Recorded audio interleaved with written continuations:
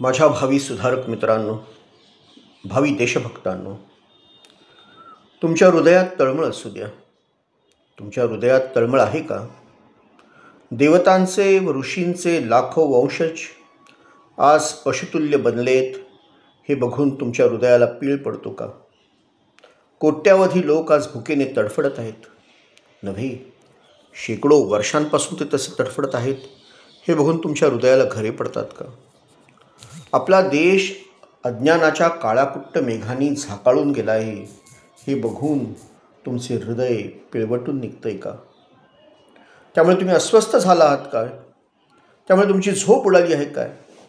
ही तीव्र भावना तुमच्या नसानसातून शिरली आहे काय? तुमच्या रक्तात ती भिनून तुमच्या हृदयस्पंदनांशी ती एकरूप झाली आहे काय? तिने तुम्हाला अक्षरशः वेड लावली आहे काय? देशभक्त होण्याची ही पहिली पायरी आहे, अगदी पहिलीच पायरी आहे.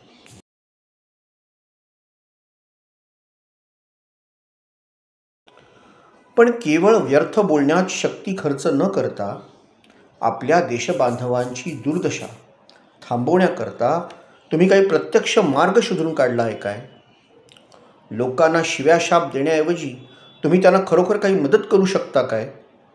त्यांना या जीवनमुक्त अवस्थेतून बाहेर काढण्यासाठी आणि त्यांच्या या दुःखात त्यांचे सांत्वन करण्याकरिता तुमच्याजवळ गोड शब्द आहेत काय? देशभक्त होण्याची ही दुसरी पायरी आहे. पण केवळ एवढेच पुरेसे नाही. पर्वतप्राय विघ्नांना तोंड देता येईल असा दृढ निश्चय तुमच्या ठायी आहे काय? सर्व जग हाती खडक घेऊन तुमच्या विरुद्ध उभे राहिले तरीही तुम्हाला जे सत्य वाटते ते करण्याचे धैर्य तुमच्यात आहे काय? तुमची पत्नी, तुमची मुले यांनी विरोध केला, तुमची सगळी संपत्ती गेली, तुमचा नावलौकिक गेला तरीही तुम्ही दृढ राहाल काय? तुमच्या ठायी अशी चिकाटी आहे काय? देशभक्त होण्याची ही तिसरी पायरी आहे. तुमच्या ठायी या 3 गोष्टी असतील तर तुमच्यापैकी प्रत्येक जण अचाट कामे करेल. राष्ट्रनिर्मितीच्या अग्रदूतांनो, तेजस्वी व उच्च ध्येयवादी नवयुवकांचा एक संघ स्थापन करा आणि त्यांना चांगल्या रीतीने तयार करा. तुमच्यामध्ये असलेल्या उत्साहाग्नी त्याच्या ठिकाणी देखील प्रज्वलित करा आणि हा संघ हळूहळू वाढू द्या. मग त्याचे कार्यक्षेत्रही अधिकाधिक व्यापक होऊ द्या. तरुण पिढीवर, उगवत्या पिढीवर माझा विश्वास आहे. त्यांच्यामधूनच माझे कार्यकर्ते निघतील. सिंहासारखा पराक्रम करून ते देशापुढील सर्व समस्या सोडवतील. माझ्या शूर युवकांनो, प्रेम, सच्चेपणा, धीर फक्त यांचीच आवश्यकता आहे. जीवन म्हणजेच विकास, म्हणजेच विस्तार, म्हणजेच प्रेम. म्हणून प्रेम म्हणजेच जीवन आणि तेच जीवनाच्या गतीचे नियमन करते. स्वार्थपरायणता म्हणजेच मृत्यू आणि ह्या लोकात, परलोकात, सर्वत्र, सर्व काळी सत्य आहे. दुसऱ्यांचे कल्याण करणे म्हणजे जीवन. दुसऱ्यांचे कल्याण न करणे हाच मृत्यू. अवतीभोवती वावरणाऱ्या मनुष्यपाशूंपैकी 90% लोक मेल्यागतच असतात. ही माणसे केवळ निव्वळ भूते होत. कारण ज्यांचे हृदय प्रेमाने ओथंबलेले नसते असा माणूस मृतच समजायचा नाही तर काय. वत्सानो, दुःखी, गरीब, अज्ञानी यांच्यासाठी इतकी तळमळ वाटू द्या, हृदय इतके व्याकुळ होऊ द्या, मनप्राण इतके पिळवटून निघू द्या की त्यामुळे हृदय बंद पडण्याची वेळ येईल आणि डोके असे गरगरायला लागेल की वेळ लागते की काय असे तुम्हाला वाटू लागेल. मग आपल्या अंतरात्म्याच्या वेदना भगवंताच्या पादपद्मी निवेदन करा. तेव्हाच ते तुम्हाला शक्ती, सहाय्य आणि अदम्य उत्साह देतील. गेली सतत 10 वर्षे माझा एकच मूलमंत्र होता, झुंजा, झुंजून पुढे व्हा. आजही मी पुन्हा तेच म्हणतो, झुंजा, झुंजत झुंजत पुढे व्हा. जेव्हा दशदिशा निराशेच्या अंधकाराने भरून गेल्या होता तेव्हा मी म्हणत होतो, झुंजत पुढे चला. आज आशेच्या प्रकाशाने दशदिशा किंचित उजळल्या असताना देखील माझा तोच एक मंत्र आहे, चला, झुंजत झुंजत पुढे चला. वत्सानो, भिवू नका. नक्षत्र, तारका, खचित आकाश तुमच्यावर कोसळून तुमचे चूर्ण करून टाकेल अशा भयाच्या दृष्टीने त्याच्याकडे पाहू नका.